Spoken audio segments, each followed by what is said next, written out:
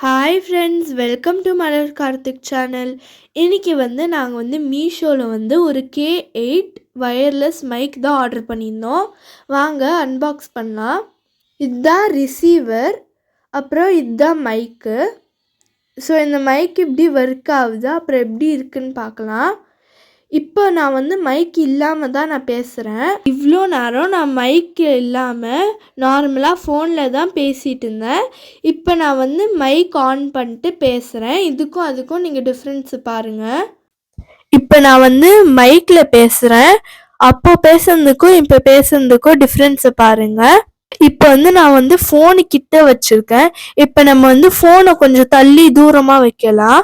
அப்போது இந்த மைக்கு கிளியராக அந்த வாய்ஸ் ரெக்கார்ட் பண்ணுதான்னு பார்ப்போம். இப்போ நான் கொஞ்சம் தள்ளி இருக்கேன். இப்போ எப்படி வாய்ஸ் ரெக்கார்ட் ஆகுதுன்னு பார்ப்போம். டிஸ்டன்ஸ் இருந்தாலும் இந்த மைக் நல்லா ரெக்கார்ட் ஆகுது.